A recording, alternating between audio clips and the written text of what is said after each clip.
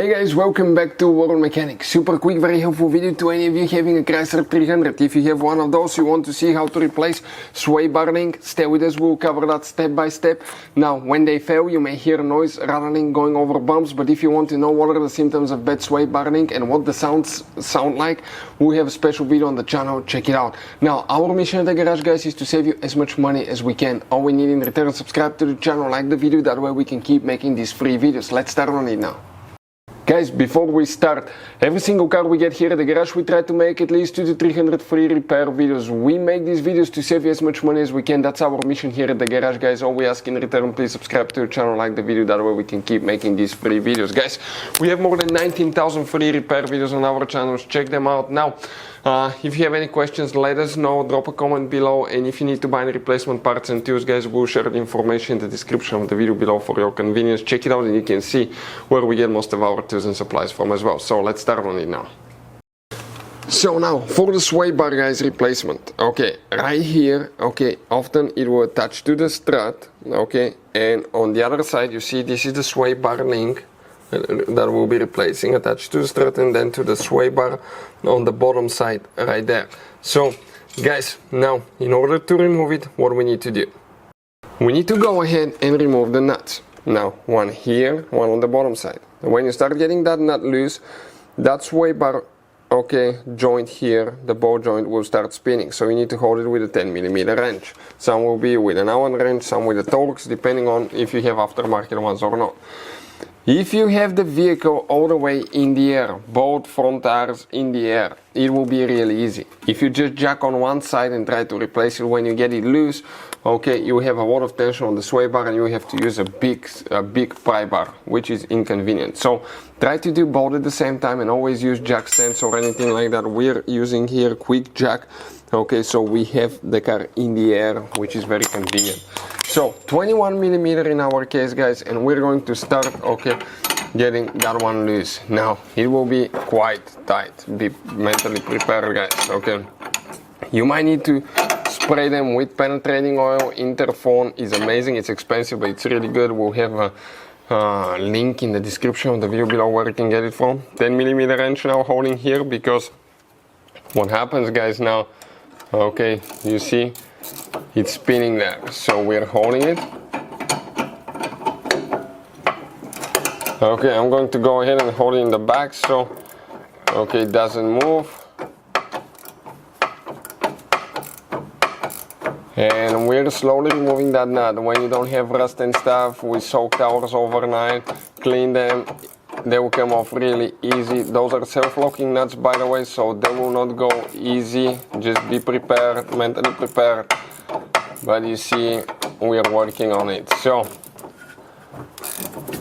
okay, towards the end of that one, and the nut will come off in a little bit.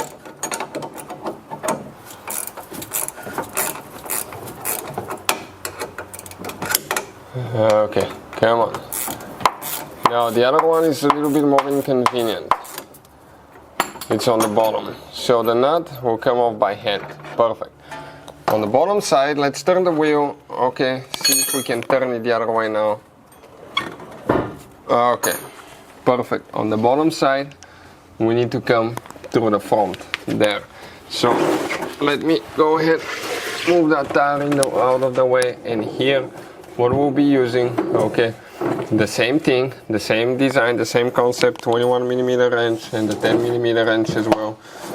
Okay, right there, and we will need the hammer probably too, depending on how tight it is. Okay, let's see now.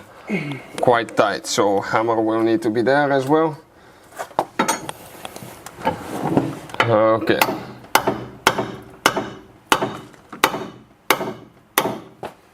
It starts getting loose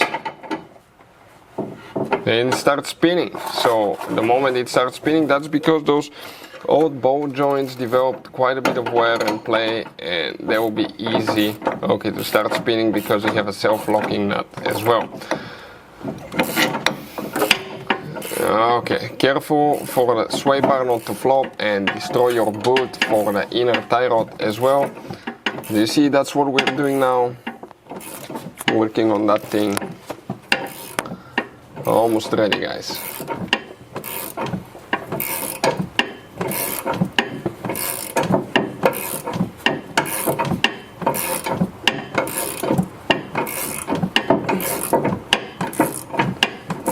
Okay, coming off. Any minute now. Any minute it should pop out. Perfect. Sway bar link came out. Okay, this is the old one. Okay, let me grab it, and it's right here. Okay, we'll be replacing with a new one as well. So the sway bar, guys, you can see that's how we removed it right here. Now always replace them with good quality ones, guys, as well, because some will fail already depending where you live, what the condition of the roads and all that stuff. One of ours failed prematurely, guys, and this one started failing too. Obviously we hit a bump here somewhere and that will cause damage to the seal. But yeah, putting it together is in reverse order. We took it apart. It will be just easier when you have both tires in the air at the same time, so you don't have to pry that thick sway bar, because it's quite powerful, guys. But you see, it came out just like that.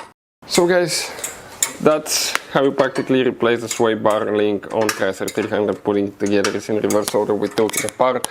Having both tires in the air at the same time makes a big difference, guys. But if you need to buy replacement links, we'll share the link in the description of the video below. In addition, guys, on our YouTube channels we have more than 19,000 free repair videos that can save you thousands of dollars in repairs. Check them out. We're here, guys, to save you as much money as we can. Thank you for watching. See you next time.